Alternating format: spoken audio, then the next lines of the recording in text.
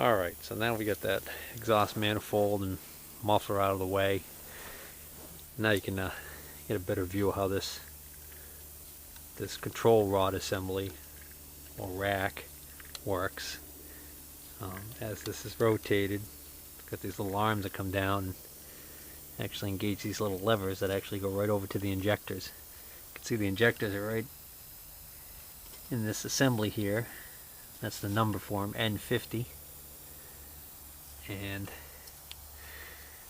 this cylinder head bolt and this cylinder head bolt can't be removed with this in the way. It actually, you don't have the clearance there. So this actually in the service manual talks about removing this as an assembly with the brackets. So that's just a matter of removing these two bolts here and these two bolts here, and this whole assembly will lift out.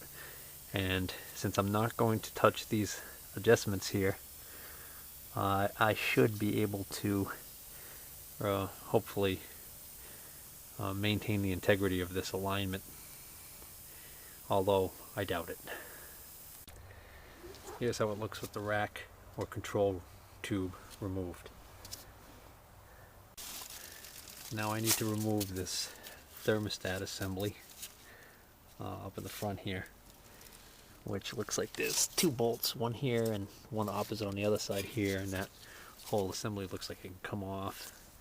But I'm going to also have to disconnect this line right here with these two bolts, and then I'll disconnect the hose and I'll take this whole assembly right out. Okay, this is now loose, and now I've just removed a 9/16 inch bolt right here. It goes right into the front of the cylinder head, and it holds, it's one of the bolts that holds this bracket, which is your idler pulley or your tensioner pulley for the water pump belts. And it's also, the bracket goes down here to the block, but we don't have to concern ourselves with that because we only want to have it released from the head here. And then also, if you had your generator in place over there, you need to remove your generator. Mine was already removed because my generator was junk. And there's a bolt right here, it goes into the head that holds this bracket on. I'm going to take that off just so this bracket doesn't get damaged. Now I have to deal with the fuel lines where they attach to the block. Now the supply fuel line, it's a flex line, attaches right here, goes down to the secondary fuel filter. That's a piece of cake. The return line, however, comes out of the block here as a rigid line, goes over, and it transitions into a flex line, which I had to replace at one point. And there's no shutoff on this part of the system, and this goes right back into the bottom of the fuel tank. So the obvious problem here is that when I open this up, I'm going to have a lot of fuel coming out of the tank, and I don't have anything to plug this off. So at this point, what I'm going to need to do is I'm going to need to disconnect it here and drain the fuel tank. Okay, now I've disconnected this small rigid line that runs over from the cylinder head over to where it transitions into the flex line. I didn't have to drain off the whole tank, I just drained it down far enough so that when I put this hose up in this position right here, it's below that line. So I probably got about a quarter of a tank still in there, but as long as this line stays up here, I'll tie that up with a zip strip before I quit and put something in the end of the line just to block it, keep any bugs or anything from wanting to try and climb in there. Not that I can imagine they would, or any rain or anything else that might go in there. Out of there. And so now I'm at the point where I think I've got everything undone that I need to get undone to pull the head, other than the head bolts themselves, which we've got 2, 4, 6, 8 cylinder head bolts. Alright, I'm a little winded because I just broke free all 8 of the bolts. Diesel engines, because of the extremely high pressures you're dealing with, the cylinder head bolts are probably going to be tighter than any other gas engine you've ever seen. So anyways, to get those broken free, I use a 3/4 inch breaker bar with a persuader on it, this black pipe. And even then, this was flexing quite a bit, enough to make you cringe a little bit that the thing's going to snap at any second. I'm sure probably in a commercial shop they would use a 1-inch drive breaker bar and maybe a 1-inch drive impact wrench to get those out. But I've got my impact wrench to finish taking them out, but to get them initially broken free, I used this breaker bar and it worked okay. And then during reassembly, I've got to check my torque wrench, but I got a feeling my torque wrench won't go high enough to tighten these cylinder head bolts to the proper spec, so I'm probably going to have to rent a torque wrench. Well, there's something I've never seen before. I'm used to gas engines, and usually you get all the cylinder head bolts out and the cylinder head is still pretty well stuck or adhered to the top of the engine through adhesion, and you gotta knock it free.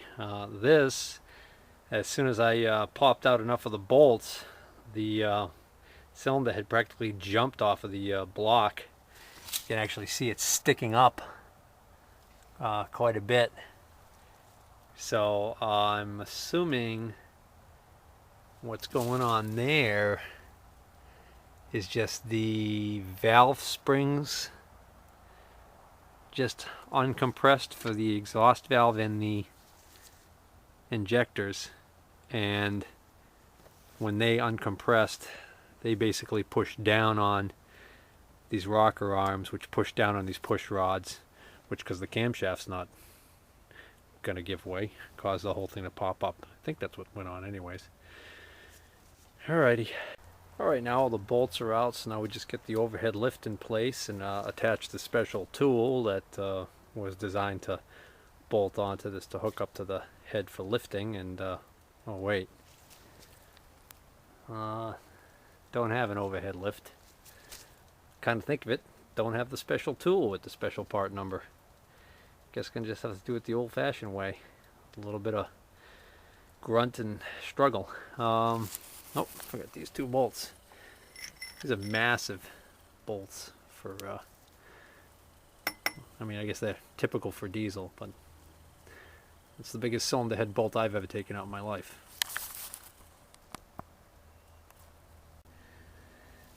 Alright, one more note about removing this head. When you're removing this head, the manual actually says that when you put it down on the bench, you want to put it down with a 2-inch block of wood under the exhaust valve side over here, so that basically you're going to have it sitting on the bench kind of cockeyed. And the reason why you want to do that is you're trying to protect these tappet rollers here on the bottom, and also the ends of the injectors. Now it's kind of hard to see, but you can see these rubber, they almost look like O-rings. And there's one right there, you can see it, kind of white right there. And there's several of them in there. And a couple of them actually go around galleys that control oil flow up from the bottom to the top end. And then other ones actually go around galleys that control coolant flow to cool the head. And what I was hoping is that maybe one or a couple of those were damaged from overheating and blew out, and could be the cause of my coolant coming out of the airbox drain. So it's kind of hard to see. I mean, some of them are falling out now because I pulled the engine, pulled the head up. But I think what I'm going to do is I'm going to carefully reach in there and I'm going to pull them out one at a time. And I'm going to put them on a piece of cardboard and mark their position, so that when I'm examining them, if I find one that's really badly torn or damaged, I can go back and look on the diagrams in the manual and see what their purpose was, because I'd love to find one that's got a bad, tear or blown out look to it. I might, it'd be nice to be that lucky.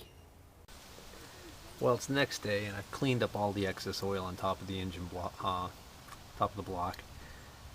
I don't see any obvious cracks from the top. Doesn't mean that there aren't any.